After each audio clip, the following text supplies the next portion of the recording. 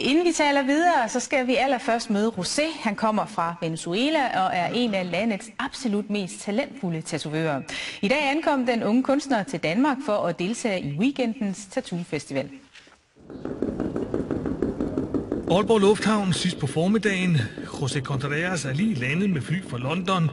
Med sig har han sin hustru og en kuffert fuld af udstyr, som han skal bruge i weekenden under festivalen Nordic Ink. Men inden da har han lovet at besøge tatovør Lars Gramkov i Aabybro, hvor en kunde har efterspurgt José Contreras særlige specialitet. Hello. Hey, mate. You alright? Yeah, you too.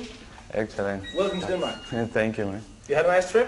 Yeah, very good. Han kan lave portrætter, som var det billede, du sidder og kigger på. Og et foto af landskabet, eller whatever, det kan han til perfektion. Om det skal være farve, eller om det skal være black and grey, altså bare sorte og grå nuancer, der kan han det hele.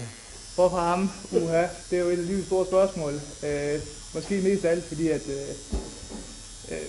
i kapitalistens verden, så er det jo rart, at der er nogen, der går imod alt det, som alle andre de kæmper for.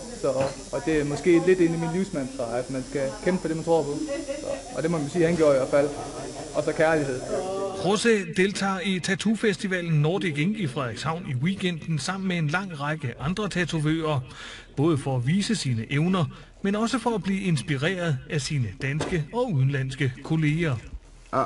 I think any style have the different way to make it properly. So it's all about the practice and take care about all the detail and a really clean technique and I think it's the same for any style. Den særlige fotorealistiske stil, som José praktiserer, er ikke så udbredt i Danmark endnu. Men Lars Gramkov er overbevist om, at stilen er på vej frem. Ja, rigtig meget. Jeg vil sige, at folk ville gerne have portrætteret deres børn i dag. Eller deres afdøde mor, far, bedsteforældre, husdyr på den sags skyld. Så ja, det er jo noget, der kommer mere og mere ind i dag. This is it's more easy because it's a good picture, it's a good reference with high good reference. På sigt kunne den venezuelanske tatovør godt tænke sig at arbejde i Danmark i en længere periode, men i første omgang skal man slå til i weekenden, hvis man skal nå at opleve stjernen fra Venezuela i aktion. Også fordi det er en person af den kaliber, der vælger at komme op til Frederikshavn, en lille fiskerby i Danmark, handelsby.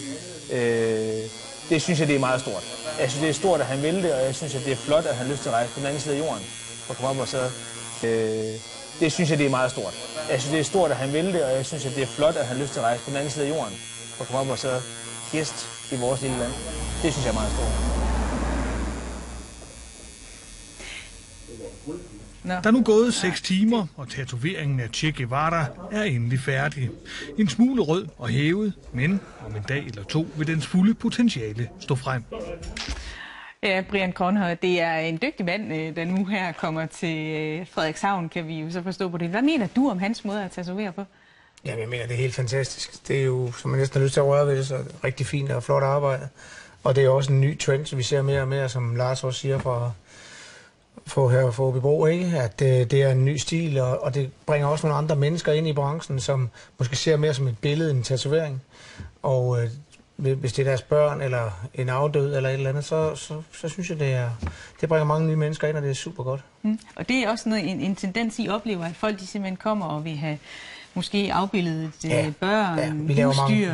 Vi laver mange portrætter, det gør vi altså. Og det er også fornøjeligt, det er rigtig lækkert. Folk bliver glade, ikke? Der er en masse følelser med i det, og derfor er det også en farlig ting at kaste sig ud, hvis ikke man kan.